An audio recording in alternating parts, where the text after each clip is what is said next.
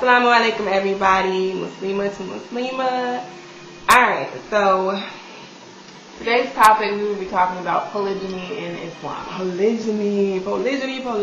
I'm telling you, it's really taboo and it's a really controversial subject, and I think it's just because a lot of the misconceptions that are out there, and inshallah in this video we are going to try to clear some of those things up and maybe help more people have a better understanding of it.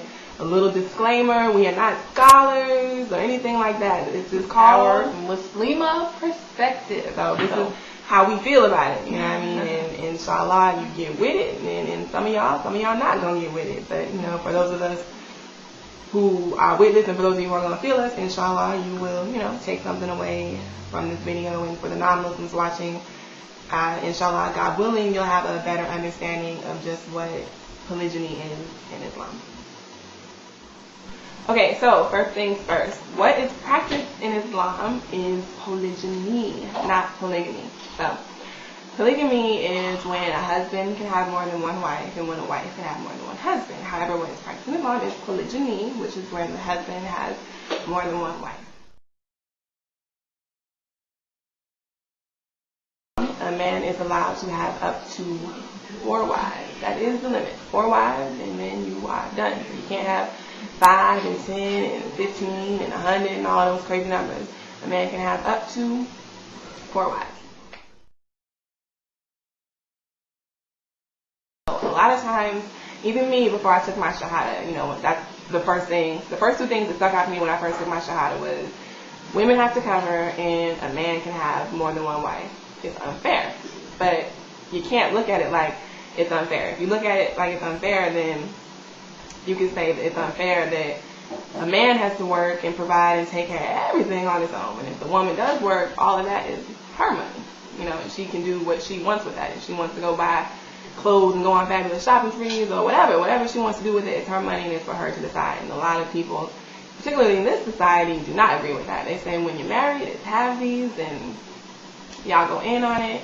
And so a lot of people would say that's not fair. So it's not about what's fair and what's not. It's about what has been put in place and what has been decreed by Allah subhanahu wa ta'ala to make everything easier for us.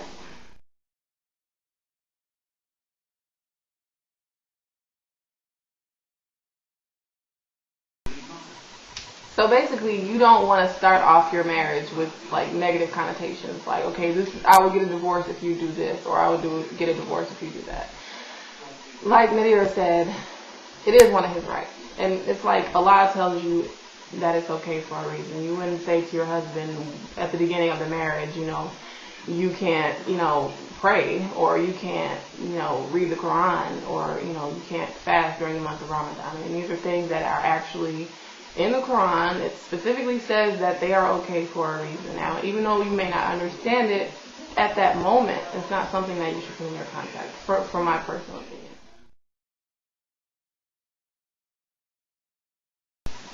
Okay, so also you must know that let's say that a sister was barren and she could not have any children. What would be the scenario if the husband actually wants to have children? I mean, does he just divorce that wife just so that he can get another wife who can have children? Or would it be best that he takes another wife while keeping the second one and taking care of her, but still able to have the children that he wants? That actually has to be put in perspective too, because that happens a lot. And personally, I would want to fulfill that for my husband, but if I was unable to do so, I would definitely want for him to be happy still. So that can be taken into consideration also. Alright, so basically what we're saying is, in your contract, you don't want to put all these disclaimers and try to set it up so that you're basically taking away, what is allowed and what is permissible. And you also don't want to put things in there that are setting you up for failure, or even, going in that direction of, if you do what Allah has prescribed for you, that's it, I'm out of here. You know what I mean? You don't want to do it like that. Which goes back to, you definitely want to know where both of your heads are at before you even get married in the first place. You want to ask these questions. See if that's something that he eventually wants to do. Look at it from a woman's perspective, if you can, try to find a couple who, is currently practicing polygyny and talk to the sisters who are involved in that marriage. Also, there's a group called Polygyny Petals on Yahoo, and it's for sisters only, so brothers don't try to get into this group. It's for sisters only, but it's for sisters who are interested in polygyny, who are interested in learning about the practice of it, or sisters who are currently in a polygynous marriage. And they talk about, a lot of different subjects, because we are women. We are still women, so we're going to have feelings about it, and different things can arise, especially when children come into the picture, just how to go about finding one, how to go about adjusting to having another wife in your family. So study it, be open to it, just be open to it. I'm not saying run out and this is you wrong if you don't want to practice it. It's not what I'm saying at all. I'm just saying be open to it, and at least open to the idea of actually learning about it, because I know from a non-Muslim perspective, and particularly in this society, it's all about getting married and having that one wife and the one wife forever.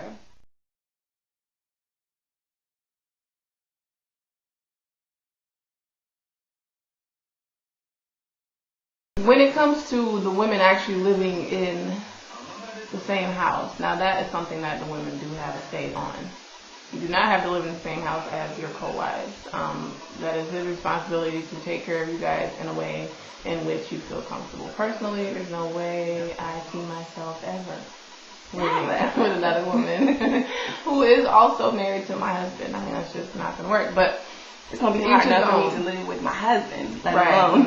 You got 3 more other girls in there and all sorts of itty bitty babies and everything. But that's for you to decide, like she said. But hey, a lot of people have a good patience, and me and her, we don't have any patience.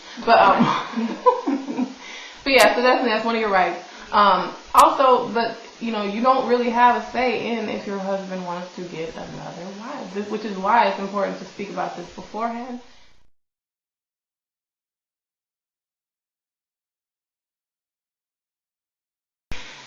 Okay, so that was our topic about polygyny in Islam. Hopefully you guys have learned something new from this. And once again, we do want this to be an interactive vlog, so be sure to leave your comments. And we definitely want to hear from sisters who are actually in a polygynous marriage.